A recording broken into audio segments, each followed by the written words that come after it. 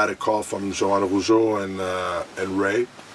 And then Pat Patterson came to see me watch wrestle. Because Joanne worked for WWE. Yeah, back then. And She was so a did promoter. Raymond. Yeah, so in Raymond, but Jacques was out. Jacques wasn't talking to Raymond at that point. No, there was none of the talking with the family and everything.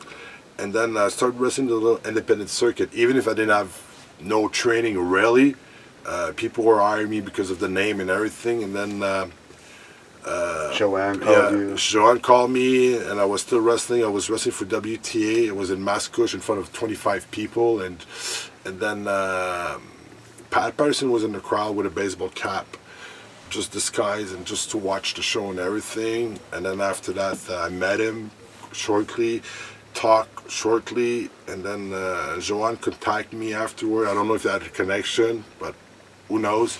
Joanne brought me, wanted to give me my chance and everything with Ray, and then they gave me tryout. I traveled with them, and I went to go see some pay-per-views and Raw when it was not live, when it was recorded on Sundays, like the 4th show of the month. And after I was going to the At Your House pay-per-view backstage, and then Raymond started introducing me some people, and I started having some matches.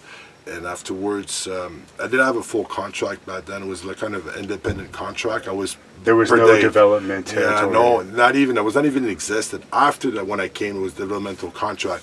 So I did tours with them, travel in those private jets, the jet, like the high lifestyle. And then what happened is, they were hiring me where my uncle Joe Leduc was really popular. So most likely east of Canada, the Maritime, and the southern east of the United States, like Nashville, Memphis, Atlanta, like Kentucky. So I was traveling around there, man, with those guys, and then I didn't know how to wrestle basically. So for me, that was a hard time. And then I did my first match with them, like in Montreal, was August 2nd, '96. I used to wrestle with against GBL. It used to be called Justin Hawk Bradshaw, but today it's GBL. I didn't even know how to do a small package, and that was my finish. And he had to put me over. And then that was the night that Ray had that boxing match with Owen Hart. That was the first event at the Molson Center, right? Yeah, the Molson Center ever. So I opened for WWF. The first ever wrestling match was taking place at the Molson Center. You did the first one at the Ottawa. After Ottawa, Quebec, and then the Maritime tour, and then the Southern tour in the States. And then what happened is I didn't know how to, I'll be honest, I didn't know how to do a small package. And then that was my finish, and I was going to go over. And the Briscoe told me, "You're going over, man. It's your town and everything. We want you to, after your victory, to raise your hand and look and pop the crowd and everything." And I was surprised. I was shocked. I was really nervous. And then Ray came before. He said, "You know what? You're Leduc. You got a name and everything, but there's American people. You're not going to go over. I don't want you to have a fit to, just stay humble if you don't go over or nothing. And I'll be surprised if they're going to put you over." So I said, "Well, I don't care. I just want my chance just to be seen. And after that, if I can go somewhere afterwards." But I remember I came to see Ray, said they're putting me over. And Raymond was really surprised and was happy and everything. And Bradshaw his manager was Dutch Mantel back then. I think, what's his new name? Zeb Calther. And he was really hot that I was getting over. So he wants me after the match get a beating by GBL. And then after the agent came, said, "No, it's not supposed to be like that. Whatever's supposed to be." He was Uncle Zebekiah back then, right? Yeah, Uncle Zebekiah. He was really hot. Didn't know how to wrestle. I can't understand him. I got to put his guy over. This guy's got to put me over. So, but GBL was really nice. Shut his mouth. Look good in that match, And he brought me, and he told me, "Kid, it's going to go great. I'll make sure that everything's okay for you." So that was nice. And I was touring against him, and they were putting me over. So, and one day, and also in Ottawa, I came with the Quebec thing, the lumberjack, like the politics, English, French, separatists, and federalism going down back then was pretty hard. 95, we just got out of the referendum and stuff like that. So for Americans watching this that don't know, there is a feud between French and English people. Yeah, big feud and everything, And then what happened is people started booing me. He was a heel, and I was supposed to go out as a baby face. So what GBL did so I can have the face pop in the ring, he yelled something to the crowd and everything. The crowd started booing him, and the crowd started cheering for me. And after that, when we came to Quebec City, they put me against Owen Hart. And then Owen wanted to put me over back then, but the office said no experience and everything. So I didn't mind. It was Owen Hart, man. It's, like the Hart family, the dynasty, they're no worldwide. And Owen was pretty nice in the ring. Gave me a good match. I got caught up in the sharpshooter. I had to tap out. But I didn't really care back then because it was Owen Hart, And me being with those big guys, I was still a fan just watching the wrestling, and I was still like, wow, amazed being backstage with the guy traveling with the boys, Like my roommate was Owen for the hotel rooms. Owen told me, said, you know what, I do enough money, I can pay my own hotel room. You're just a new kid and everything. I'll let you share my room, and you keep your money. But the money that they'll make you saving on the road, you have to send it back to your dad, because you got to remember where you're coming from. So you see that Owen had a big heart and had a nice philosophy. And then I was going to the gym with the British Bulldog, train my weights. And afterwards, my traveling partner cars was What was the British Bulldog like? Oh, he was intense. He was nice to me, I guess, because second generation, he respected that. I don't know. And I was under because Owen decided took me out under his wing back then, because I was getting ribbed a lot with the guys, hiding some piece of clothing, so I'm missing a piece of something going to the ring and everything. And then Owen kind of took me under his belt, and the ribs backstage start stopping against me. But the Bulldog was helping me to push a lot in the weights. It was the first time I was able to bench 3 plates, because they were watching me, and I was all intense and everything. I wanted to prove myself. And like I said, my traveling partners for car rides between towns when we were driving was Sid Vicious, Psycho Sid, but he preferred to be called Sid Vicious, and it was Bob Ollie. So what were those guys like? You know what? Sid, when he saw me, he said, I don't give a damn about you. I got no respect.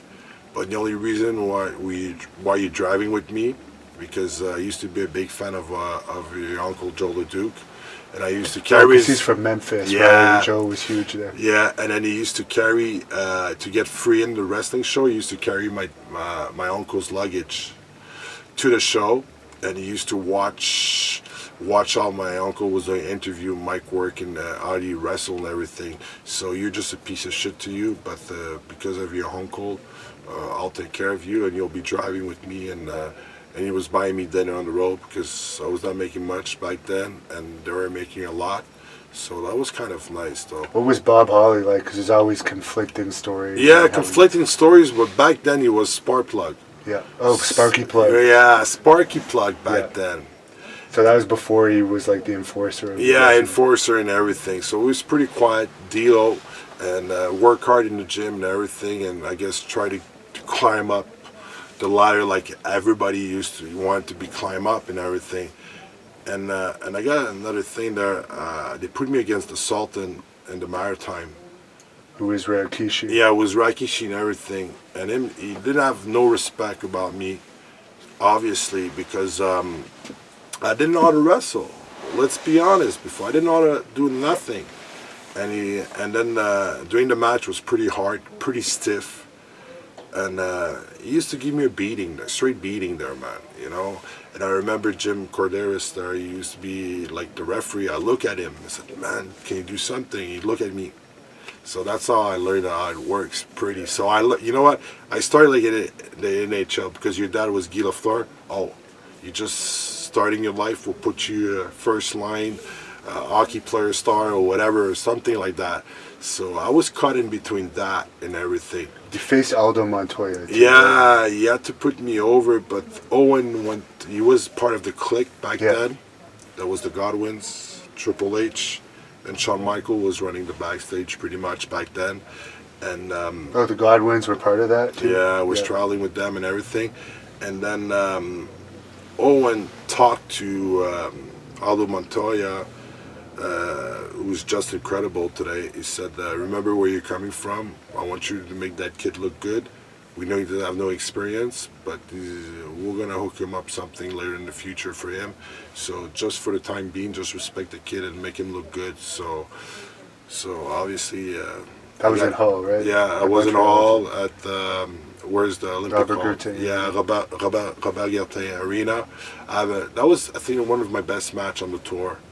You know, no, I didn't. I remember being at that one, actually. Yeah, and then we're doing back and forth because it was so confused that those days for me. I remember in Ottawa, Triple H tried to shit disturb me. Came to me, said, "Oh, GBL's pretty stiff guy and everything with that clothesline. Did he hurt you and stuff like that?" And I said, "Yeah, he was stiff, but I didn't know how it works, the shit disturbing thing, you know." So he went back to go see GBL. GBL come to me, but yeah, man, that was. Yeah, for people that don't know, there's a lot of backstage stuff that goes on. Yeah, because back then, man, if you didn't know nobody, man, you're on your own, and then you can. That was tough. Today, the new kids who go up there, they're protected. If you do something like that, Triple H will not accept it. He will fire you on the spot. So it's not like in the old days. The old days, paying your dues was backstage, you know, and then it was tough. And then wrestle Rikishi, and then after that, they sent me home. They went for the Survivor Series pay-per-view, and then they called me back, and I came back. And then Billy Gunn said, "Oh my God, Babyface Leduc is back." So that's when the boys start to kind of respect me because they thought I'm going to quit. But I didn't quit. I got the beating backstage. I got the beating in the ring. And then I was afraid, but I badmouthed some few people out there also, just to show that I can prove myself. So I had a lot of scuffling there backstage in the ring also. So what happened is, what happened there with Rikishi there, he started respecting me and everything, and then that was a little bit more casual and the way you're supposed to go in the ring afterwards. And then when I decidedly left those guys, he gave me one. As much I hated that guy back then, because I used to work a lot of nights against him, the biggest advice that he told me, he said, "You're not ready, kid.